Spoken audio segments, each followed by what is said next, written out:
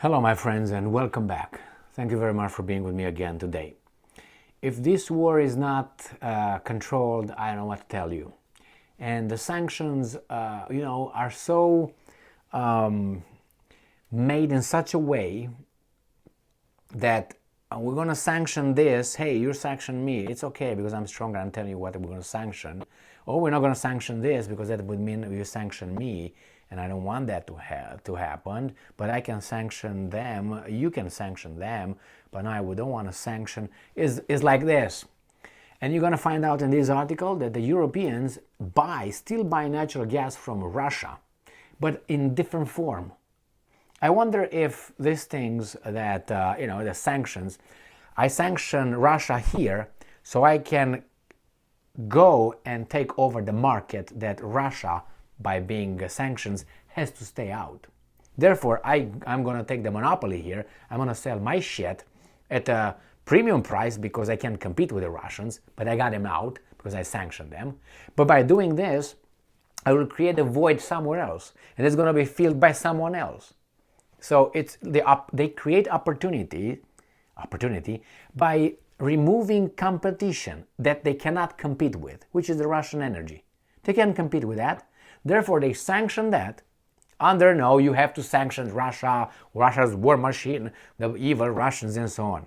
But look what's happening in this article right here. This article comes from Business Insider and it's via Yahoo Finance. It's from today, March 8, 2023. The EU is buying up Russian liquefied natural gas at the highest level in 3 years, think tank says. The EU is purchasing Russian liquefied natural gas at the highest level in 3 years, according to Bruegel data. I said Bruegel. Though the bloc has sanctions Russian oil and fuel oil, LNG imports are still free-flowing. Why is that? The EU snapped up 19.2 billion cubic meters of Russian liquefied natural gas last year, a 35% increase from 2021. Because if you're gonna get rid of something, you're gonna need something else. It's just to support your economy. It's anyway the same here. They banned or they sanctions Russian oil, and then not buying oil, let's say from Russia, the seaborne, because they put a cap on that, and Russia is not gonna sell anything to them. The Europeans have to go now and ask in other places to give them oil. And if those guys were going to get the oil from other demands and they're going to supply Europe, those demands will be unsatisfied, will not be met. Therefore, who do you think is going to go in that market? Russia. So it's just a reshuffling of resources, who's selling to whom and at what price. And probably some people will make a lot of money selling it to Europe, which is cornered. It cornered itself. The EU snapped, okay, we got that one. And despite efforts to win itself off Russian energy, the European Union is buying up Russian liquefied natural gas at the highest level in 3 years, according to the think tank Bruegel. Yeah, because they don't want to get rid of it. But Americans are telling them to do so and then buy from us at a premium price. This is how it's just shooting themselves in the foot. The 27-nation bloc imported 19.2 billion cubic meters of Russian liquefied natural gas in 2022, according to data from the European Research Group. That's the highest amount of LNG the bloc has purchased from Russia in over 3 years, representing a 35% increase from sales in 2021, when it snapped up to 14.2 billion cubic meters. It also makes the EU Russia's second largest LNG customer, despite efforts from European nations to cut. It's not the efforts, they don't want, because they know they shoot themselves in the other foot. And then they're going to be crawling and asking for Americans to sell them at premium price, which they already do. So far, the bloc has banned Russian oil and fuel oil, but LNG sales are still free-flowing, with no signs of demand pullback. That's coming next. The Americans are going to make them do it. That's partly to the plunging European imports of Russian pipeline gas. Of course, which sparked fears of an energy crisis in Europe last year as supplies grew scarce and energy prices skyrocketed. Russia, they, the fears were because these guys imposed sanctions. So they limited themselves. They limited the Russian supply. That's what they did. Demand was high, supply was low, the price jumped up. What do you want? Russia slashed pipeline gas exports to Europe in mid-2022 in retaliation to Western sanctions. That's two.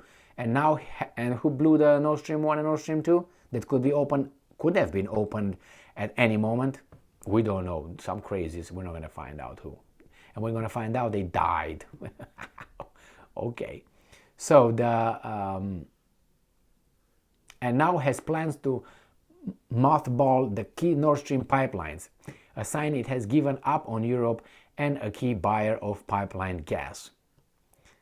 Europe has sidestepped a crisis this winter thanks to mild weather and its strong stockpile of liquefied natural gas from alternative suppliers like the US. Kick the Russian cheap gas out and oil, we're gonna bring you expensive one. And not as good, but it's okay.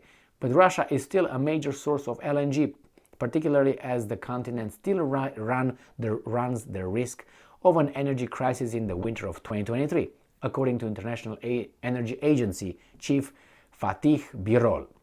Birol said the continent still needed to put more effort into diversifying away from Russian energy or potentially risk blackouts later on in the year when storages are depleted.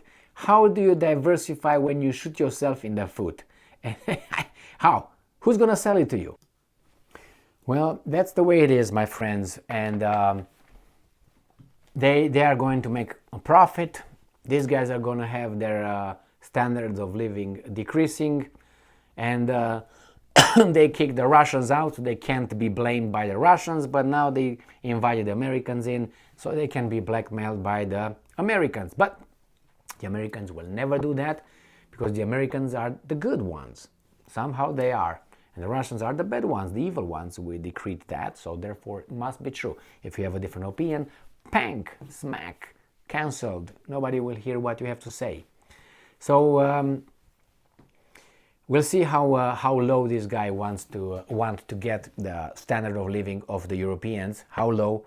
And based on that, then you're gonna have some changes before the elections, democracy, or maybe some mass demonstrations, but they don't really care about that.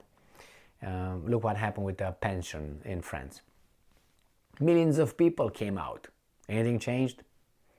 And again, there were mass protests in Berlin, there were in Czech Republic and Slovakia, in Netherlands and Great Britain, in Germany, as I said. And anything changed? No. Why? Because still there are people over there who can afford having their lifestyles going down and down and down. It's not that bad yet. That's the only reason. Look what's happening in Israel right now. All those things that happen in Israel, do you think that those guys over there who are protesting and all that, and they're refusing to cooperate with Netanyahu, which I have nothing for or against, nothing over there, do you think those guys are just their heart and their civic duty makes them go over there and protest?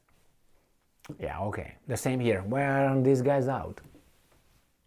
Why aren't we? Because we still have beer in the refrigerator, we have stupid shows on the TV, electricity, it's warm, still good, we got food, we're good. The lights are on. Well, anyway, the Europeans shot themselves in the foot, that's clear. And I don't know how. Now they have more occupation troops on their territory, NATO, to defend them from the clear and imminent danger, which is Russia. So they're grabbed by the little dingy-lingy just like that. How are they going to get out of this? I have no idea. Unless something will change in Washington, D.C., because that's where everything comes from. That's the command center.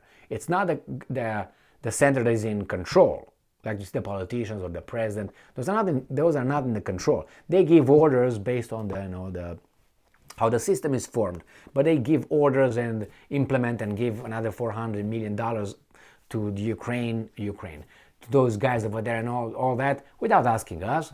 They give it because there are other interests behind, and they give based on that interest, not on, oh, Ukraine fights for freedom.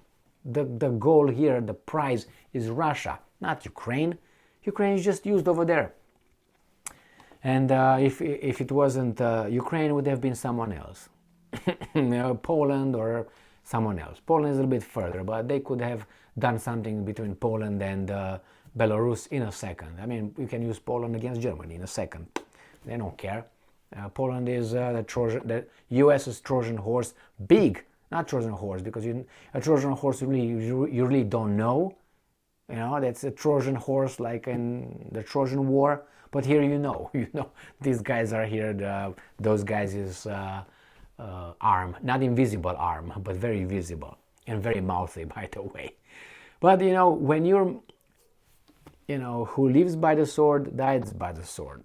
So it's clear that Poland, in this case, grabbed the United States by the ding-a-ling and goes like, like Tarzan. Ooh, that's what is Poland right now. Now, if Tarzan hits a tree, then he hits a tree too. Now, what that tree would be, I don't know. But that tree might be China, Russia, or internal stuff in United States of America. And then Poland will be alone with a lot of people that they and all of a sudden is alone. Why do you think they buy 500 HIMARS and whatever the other long-range systems from South Korea? Why do you think they buy 400 Abrams tanks? They know that the United States, this weasel that now they support them, might not be there forever, and then they have to be on their own. And after they kick everybody left and right, those guys are going to be, now you're alone, buddy. Well, and that's here we got HIMARS. Thank you very much for being with me again today. Stay strong, stay smart, look for the truth, and be just.